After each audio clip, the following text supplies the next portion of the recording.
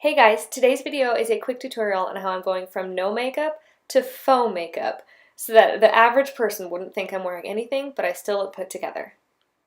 So I'm going to start with my foundation. This is the Too Faced Cocoa Powder Foundation. It is a pretty light coverage, but it also really has been smoothing out my pores. I feel like putting it on has done just enough. It continues to let my natural texture show through, which is exactly what I want for a faux no makeup look. I still want it to look like my normal skin because I don't want people to think that I have overly perfected it, obviously. So this lets a lot of my natural texture still show through, and I do still have a little bit of redness in certain areas, but that's normal. So I'm really kind of okay with that. So there you are. Hopefully you can see that is definitely evened a little bit. It's not perfect, but that's perfectly fine. Next, I'm going to do brows. This is the Anastasia Perfect Brow Pencil in dark brown. I've been using this week, even though it is a little bit of a dark shade for me.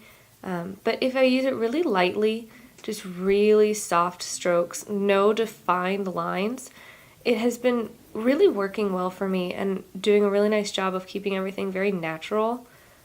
Not having defined lines is, I think, the key to this for me.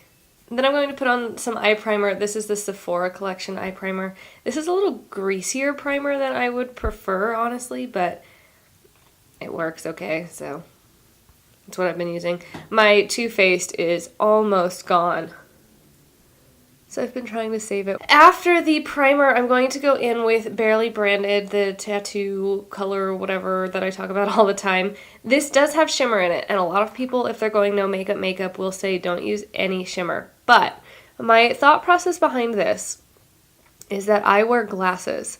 So it's really easy for your eyes to get lost behind glasses, and shimmer helps bring things forward. So I try to keep just a little bit of shimmer happening on my eyelids just so that they can pop through those lenses just a little bit better. To keep this as low maintenance as possible, I'm actually going to use the same powder that I used on my face to mattify the eye area instead of bothering to find a skin-toned eyeshadow. And then going in with the Naked Basics 2, which if this shade here is close enough to your skin tone, then use this, but it's a little dark for me. So I'm going to take Frisk through the crease, but any matte, slightly darker than your skin tone shade would work for this. You don't have to use this specific color. And that's always true, by the way. Always look at the type of shades that we're using on YouTube whenever you watch any YouTube tutorial.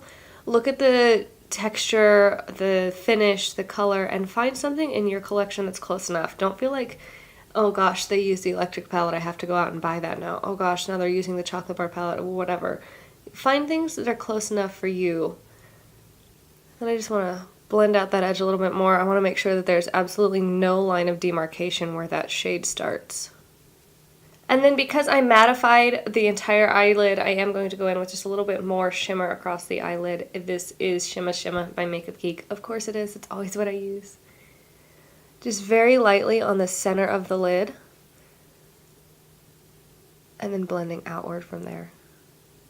And then with like the smallest amount possible, just a little bit right under the brow bone.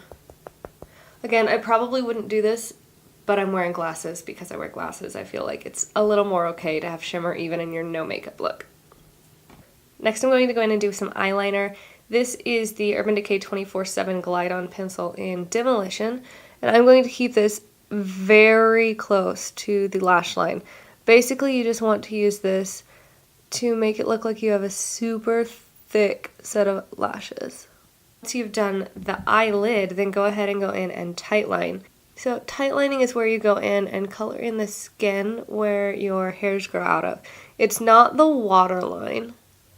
Lining your upper waterline is different than tightlining.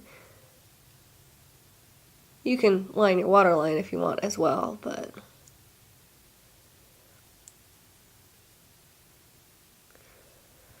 basically you just want to make it so that you can't see any skin at all on the lash line.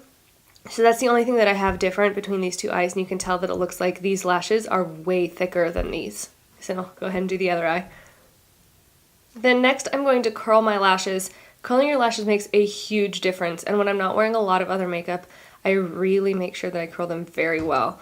So I will probably do like 3 or 4 different areas and give them each 5 or 6 little pumps just so that they stay really curled. Oh, sorry.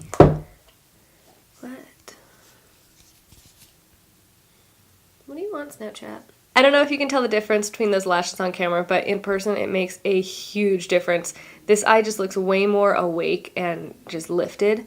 So FYI, if you don't curl your lashes, I think it's one of the easiest ways to make a huge difference in your overall makeup look. Now for mascara, I'm going to use the Peter Thomas Roth Lashes to Die For. I really love this mascara for this look because I feel like it's excellent in keeping everything really feathery and light and natural looking without ever getting clumpy or heavy or spidery. I've also been really under the weather all week. I've been like the most stuffy, gross, mucusy thing in the world. So I've been kind of feeling sick and I've been so busy that I haven't had a lot of time to like rest and recuperate. So I'm also going to put a nude liner in my lower waterline just because right now I'm feeling a little red and it's making me look a little more tired than I want to, and this is really going to help wake you up from that.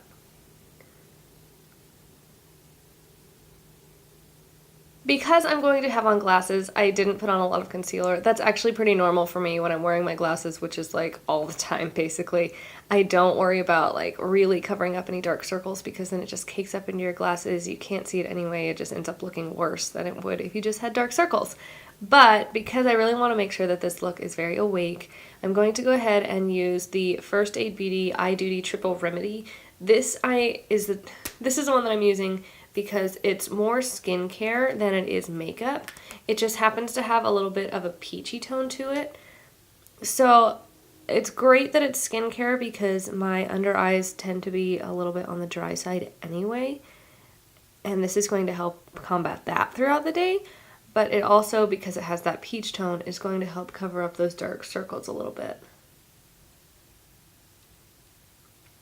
And I should have done this before I put on powder and or mascara, but because I never put on concealer, half the time I forget about it anyway, so sorry. For my lips, they are pretty chapped right now. We've been out walking a lot, and even though it's been warm for Kansas in January, it still hasn't been great. So they are not in perfect shape right now by any stretch of the imagination. So I'm going to go in with the Makeup Forever lipstick in 9. This is the birthday gift from last year, so if you happen to pick that up, that's exactly what this is. And I think it's a 100-point perk again right now, so if you picked it up and you loved it, that's another way to get one, and if you didn't get it, then this is another way to try it. And when it wears off very evenly, so you don't have to worry about getting a weird ring or anything. It's just very nice, low-maintenance lip.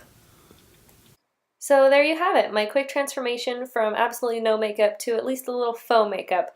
Just enough that you look put together no matter what you need to go do, but without ever looking overdone for any occasion. I'm actually going to be on vacation for the next week, but I will see you when I am back, and I hope you all have a good one. Bye, guys!